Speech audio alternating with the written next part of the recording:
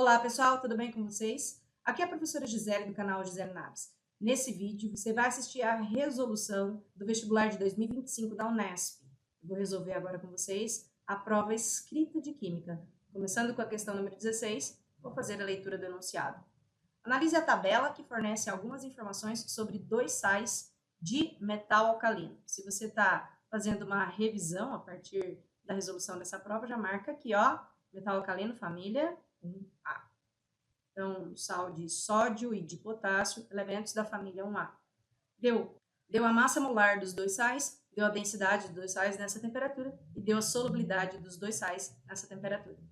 Atualmente, há no mercado, com diversos nomes e marcas, sais para uso culinário com teor reduzido de sódio. Um deles, conhecido como sal leve ou sal light, é uma mistura constituída de 50% de cloreto de sódio e 50% de cloreto de potássio, porcentagens expressas em massa.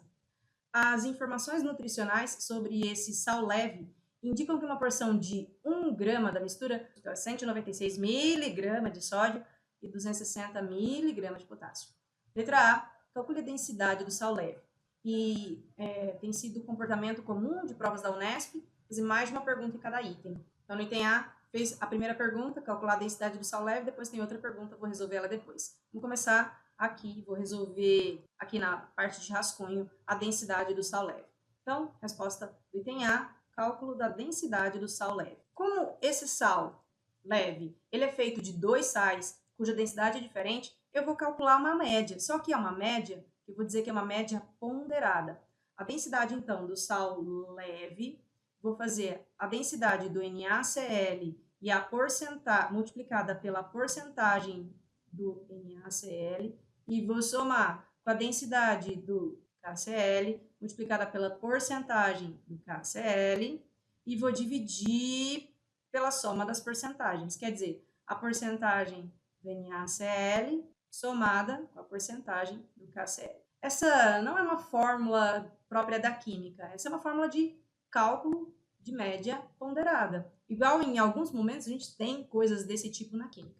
Então, vou começar aqui a resolução. A densidade do NaCl, 2,17, que multiplica 50%, somado com a densidade do KCl, que é 1,98 vezes 50%. Tudo isso dividido pela soma dessas porcentagens, que é de 100%. Ai, gente, é sofrido esse cálculo, mas acho que não tinha opção, você tinha que fazer essa conta. Eu fiz ela aqui, vou anotar os valores que eu consegui para vocês. Feito o cálculo, nós chegamos então que a densidade desse sal leve é de 2,075 ou 0,7 gramas por centímetros cúbico, copiando o valor da unidade oferecido pela questão. Então, aqui, ó, a questão falava para a gente que a densidade estava em grama por centímetro cúbico, então essa é a resposta da densidade do sal leve. Só que o enunciado, na letra A, ainda foi feita uma outra pergunta. Foi feita a seguinte pergunta: com base nos dados de solubilidade apresentados na tabela, mostre por cálculos se uma solução preparada pela dissolução de 20 gramas desse sal em 20 graus Celsius, com um volume completado até 50 ml, apresentará ou não corpo de fundo. Então, a primeira coisa que eu quero chamar a atenção de vocês ainda sobre esse item A é que agora a gente vai fazer vai verificar se há corpo de fundo ou não. Agora, então, vou fazer respostas e cálculos com relação à solubilidade. Fazendo o cálculo aqui, vamos começar com um deles. Vou começar com o NaCl. A gente pega aqui na tabela que a solubilidade dele é de 358 gramas em cada 1 litro. Já rapidinho, 1 litro, 1000 ml. O texto me disse que a solução vai ter 50 ml. A gente vai multiplicar em cruz aqui. E mais importante do que qual é o valor que eu vou conseguir, mas o que significa esse valor. Esse valor significa a quantidade máxima de NaCl que dá para dissolver nesses 50 ml. Fiz essa conta aqui, ó, deu 17,9, não era uma conta muito tranquila.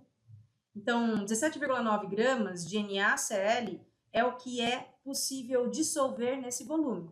Então, observa, importa muito entender o que essa questão, o que é que eu estou calculando. Tão importante quanto descobrir qual é esse número é descobrir o que ele significa. essa massa de NaCl é a que é possível dissolver nesses 50 ml de solução. Então, esse número aqui é o número que é possível dissolver. É uma fração equivalente da solubilidade. Vou fazer a mesma coisa com KCl, 347 de solubilidade. 347 de solubilidade, 347 gramas em cada 1 litro. Lembrando que 1 litro são 1000 ml. E a questão sugeriu, e se for 50 ml de solução, vou perguntar aqui, vou chamar de x', qual que é a massa do KCl que é possível dissolver. Mais um cálculo meio chato de fazer, 17,3 gramas de KCl é a quantidade desse sal que é possível dissolver nesses 50 ml. Aí, olha o que o texto trouxe na pergunta. São 20 gramas desse sal. Aí a sua questão é, qual sal? NaCl ou KCl? É o sal leve. Aquele sal leve que tem 50% de cada um. Então, para eu responder se tem precipitação ou não, olha o que eu preciso lembrar. Em 20 gramas de sal leve, metade, quer dizer, 50% é de NaCl. Então, vamos lá. Se é 50% dos 20 gramas, significa 10 gramas. Então, nesses 20 gramas de sal leve, 50%, 10 gramas de NaCl e 50% do KCl significa 10 gramas também. Veja só, quanto é que dá para dissolver? 17 gramas. Quanto é que tem colocado? 10 gramas. Quanto é que dá para dissolver dos dois? 17,9 e 17,3. Dos dois tem 10 gramas. Então, não haverá corpo de fundo. É possível dissolver 17,9 gramas de NaCl nos 50 ml de água. Como só foi colocado 10 gramas dissolvem completamente. Os 10 gramas colocados são é um valor inferior à quantidade máxima que é possível dissolver. Então, talvez valha a pena você explicar isso com detalhes na sua resposta. Vou deixar só o cálculo aqui, eu não tenho praticamente mais nenhum espaço para fazer o item B. Essa caneta acaba deixando a letra grande e na sua montagem de resolução e resposta tem que caber aqui, ó. Isso o estudante teve que fazer um pouco de mágica para caber tudo este cálculo aqui nesse espaço. Então, aqui acho que vale a pena você explicar por que não haverá corpo de fundo. Então, não haverá porque tem uma quantidade inferior ao coeficiente de solubilidade nessa temperatura, nesse volume de solução. Agora, para responder o item B pediu, escreva a fórmula centesimal do cloreto de potássio. A fórmula centesimal é a fórmula que leva em conta as massas. O cloreto de potássio é o KCl, então o que a gente tem que fazer aqui, primeiro de tudo, é achar a fórmula, a massa dessa fórmula. 1 vezes 39, a gente consulta a tabela periódica, isso dá 39 para o potássio. Para o cloro é 1 vezes 35,5, e aí você faz a conta, 35,5, soma para conseguir a massa molar do sal. Isso deu 74,5%. Essa parte do cálculo não precisa ir na resposta, porque o exercício só pediu escreva a fórmula centesimal. Eu preciso fazer a conta inteira para explicar para você como é que funciona. 74,5 gramas é todo o sal, quer dizer, 100% dele. 39 gramas é a quantidade em gramas do potássio, eu quero saber quantos isso dá por cento. Já usei x, já usei x', vou usar x duas linhas. Fazendo esse cálculo, eu chego em aproximadamente 52,3%. Então, o complementar, ou eu poderia ter feito a conta, né? 74,5 gramas é a massa do sal como um todo. E x3 linhas já, para os 35,5 do cloro. Então, fazendo o cálculo, eu chego em aproximadamente 47,7%. E aí, vou invadir o espaço de resolução, lembrando que isso aqui não precisava ir na resposta, só te pediu a fórmula, você tinha que fazer o cálculo total. Mas, enfim, a fórmula centesimal, ou a fórmula percentual, é melhor você usar as palavras da pergunta. Ó, calcule a fórmula centesimal, então você vem e escreve. Fórmula centesimal, K, 52,3%, Cl, 47,7%. Se você quiser assistir um vídeo que ajuda você a treinar cálculo de fórmulas centesimais, e tem um vídeo velho, antigo, mas pode te ajudar. Vou deixar um link aqui para você encontrar. Só observando que eu fiz apenas a primeira parte do item B. Tem mais pergunta, não entender? A pergunta ainda foi: demonstre, apresentando os cálculos, que a massa de potássio presente em 1 grama de sal leve é aproximadamente 260 miligramas, como consta nas informações nutricionais. Então, aqui tem muita informação e a gente tem que trabalhar com cuidado. Quando, ainda na questão, fala que é 1 grama, assim, ó, em 1 grama de sal leve, a gente sabe que metade é de cloreto de potássio. Então, 50% de KCl. Então, em 1 grama, 50% significa 0,5 gramas de KCl. Ótimo. Agora, a gente acabou de fazer o cálculo da massa do KCl. O KCl tem uma massa molar de 74,5 gramas. E essa é a massa do sal todo. E para essa massa de 74,5, 39 gramas é de potássio. Só que aqui a gente sabe que são meio grama do KCl, nesse 1 grama do sal leve. Então, esse exercício é um exercício de estequiometria dentro da fórmula. Parece que não caiu estequiometria, mas caiu esse pequeno detalhe que é estequiometria da fórmula que a gente tem aqui. Então, eu vou calcular, já usei x pra caramba, vou usar y agora. Multiplicando aqui em cruz, a gente vai descobrir que esse y dá 0,261 grama. É a mesma coisa aqui, 261 miligramas, ou aproximadamente 260 miligramas, como a questão pediu para a gente provar isso. Então, tá aqui, ó. Demonstre, apresentando os cálculos, que a massa de potássio em 1 grama de sal leve é de aproximadamente 260 miligramas, como consta nas suas informações nutricionais, está aprovado. Então, agora eu vou falar a minha análise dessa questão. A Unesp pesou a mão nos cálculos. Eram cálculos chatos de fazer, não eram difíceis, não era uma questão difícil, era uma questão com os números ruins de fazer a conta. O estudante que está viciado em fazer conta na calculadora travou bastante, porque era conta bem chata. Confesso que aqui eu fiz todo o cálculo na calculadora, mas você que está prestando qualquer vestibular não podia fazer na calculadora, teve que fazer na mão, e acabou sendo um pouco pesada essa questão. A minha concepção foi uma questão bem difícil essa. Bora para a próxima, que não foi assim tão difícil. E quero chamar a atenção de uma coisa aqui para vocês. Olha na questão 17, resíduos de laboratório contendo íons de cromato, e aqui tem um erro, não sei o que a Unesp pensou, um Ctrl+C, Ctrl+V mal feito. Quando fala que é o íon de cromato, é o Cr2O7, 2-. Esse daqui é o íon de cromato. Isso, se tivesse como potássio, seria K2, Cr2O7. Aí isso não é um íon, é uma substância. Ele chama de cromato, porque tem o ânion de cromato de potássio.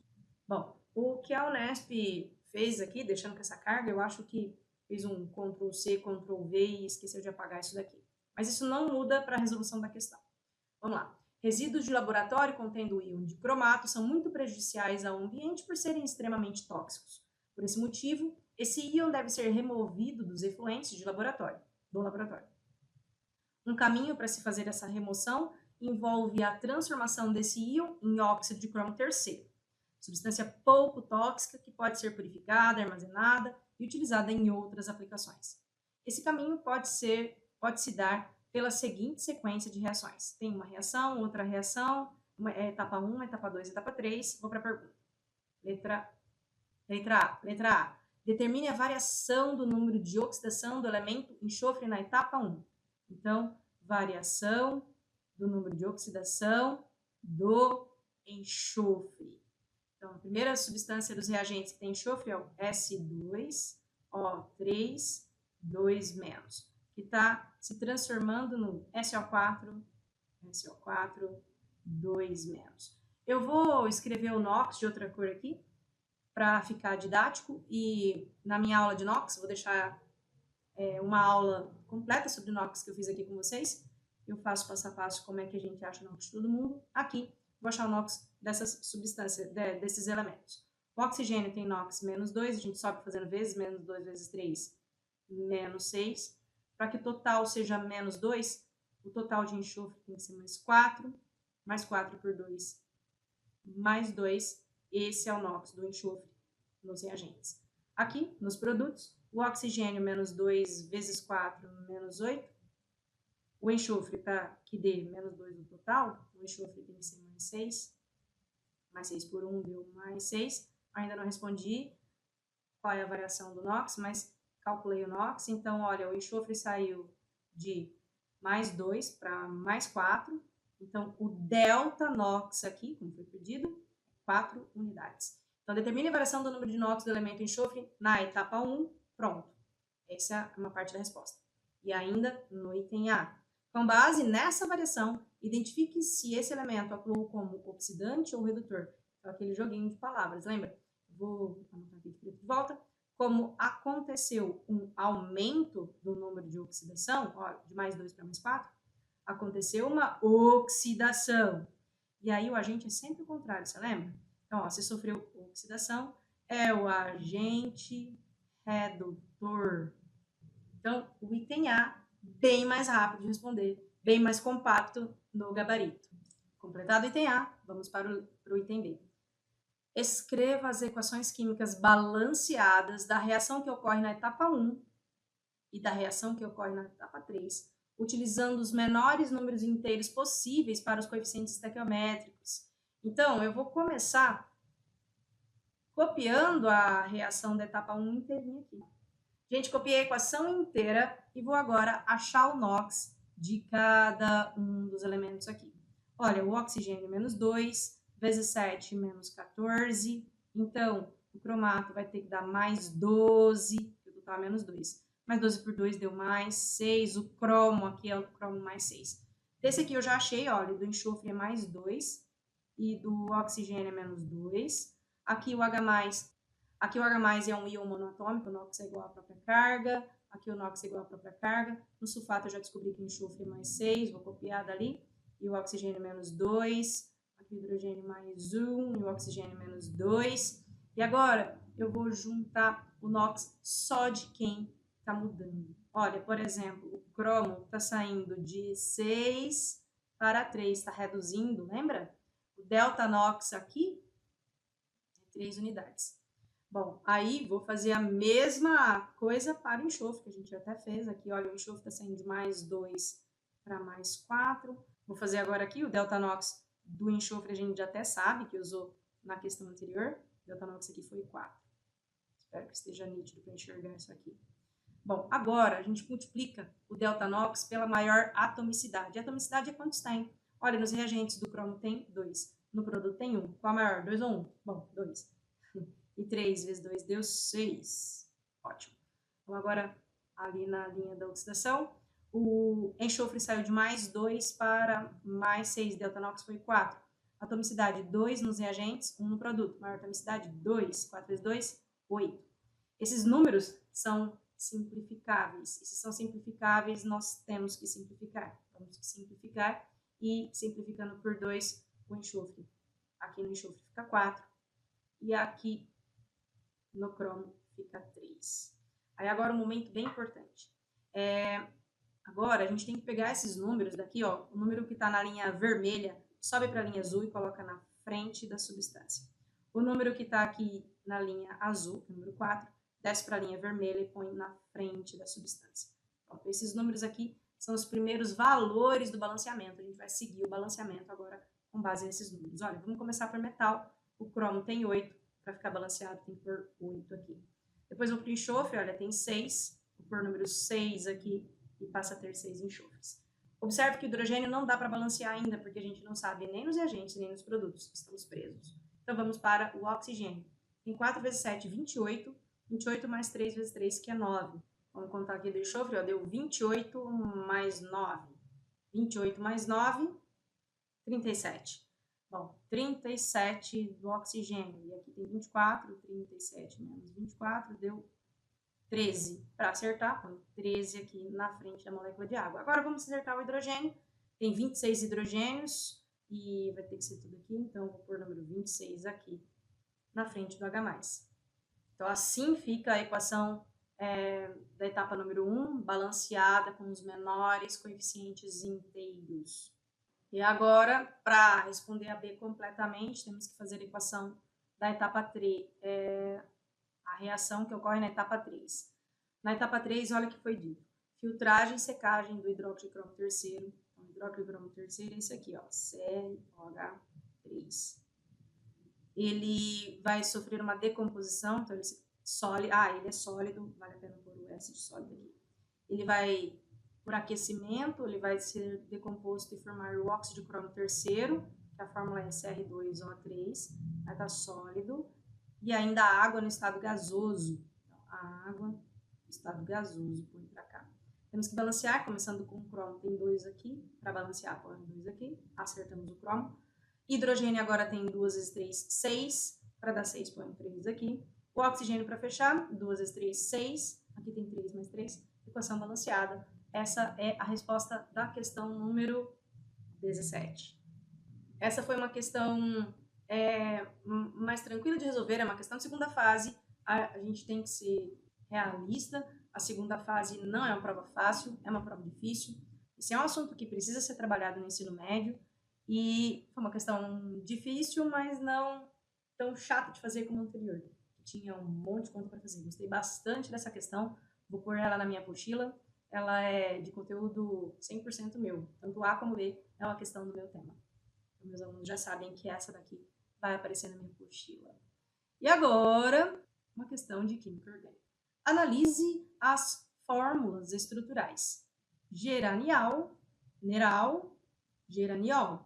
Letra A. Identifique o tipo de isomeria existente entre o geranial e o neral, o primeiro e o segundo. Ótimo. Para a gente identificar o tipo de isomeria entre essas duas moléculas, observe aqui, ó, a mesma função orgânica. O que rolou é que esse carbono que está aqui e esse carbono que está aqui, ó, ele tem hidrogênio para cima e uma cadeiona para baixo, cadeiona para cima e hidrogênio para baixo. Aí, olha o que rolou aqui, olha. Aqui o hidrogênio e o metil ficaram um do lado do outro, esse seria o cis e esse daqui seria o trans. Então, a isomeria que rola entre eles é uma isomeria do tipo geométrica, que é também chamada de isomeria cis-trans. E ainda no item A, cite a função orgânica oxigenada presente nas duas substâncias. Então, aqui a gente tem um carbono fazendo dupla com O e depois um H, que é a mesma história. Carbono dupla O e o outro é um H. Essa função é aldeído. A pista, se você, sei lá, ficou em dúvida, a pista é o nome, né? Olha o nome. Olha o nome. Al, e a última nem é al, porque não tem aldeído. É um alcool, termina com ol. Então, a pista na nomenclatura. A letra B, orgânica, é sempre mais tranquila e rápida de fazer, né? Escreva a fórmula estrutural que representa o produto orgânico formado pela reação do geraniol com o ácido carboxílico genericamente representado por essa estrutura. Identifique a reação que ocorre geraniol e o ácido carboxílico. Então, a reação entre um álcool e um ácido carboxílico chama reação de esterificação. E para demonstrar essa reação de esterificação aqui para vocês, eu vou, primeiro de tudo, copiar o geraniol aqui no espaço de rascunho. A letra não fica muito boa, mas acho que vale a pena você caprichar na hora de responder essa questão. O ácido carboxílico, ó, já vou virar a hidroxila para hidroxila, e aí aqui é o R, e aí então vou esquematizar, vou representar a esterificação. Só para lembrar, vai sair um OH daqui e o H daqui, vai sair uma molécula de água, e aí a gente vai ter a junção formando um éster, por isso esterificação. Agora eu vou só copiar aqui o éster formado. Observa que até aqui está igual, aí na hora que sai essa hidroxila, se liga com um O que era do ácido carboxílico, então aqui, C dupla O, grupo carbonila, formou um éster aqui, tá aqui, e ainda formou a água, tá aqui a minha reação completa. Um pouco difícil desenhar com essa caneta aqui do computador, espero que você tenha entendido. Eu vou regravar essas questões digitalizando as respostas, deixando mais organizado, mas é só pela pressa da possibilidade de cair alguma coisa na FAMERP parecida com isso. Então, eu acabei fazendo aqui escrito à mão, usando a caneta mesmo. Esse é o fim da prova da VUNESP de 2025. Espero que você tenha ido bem.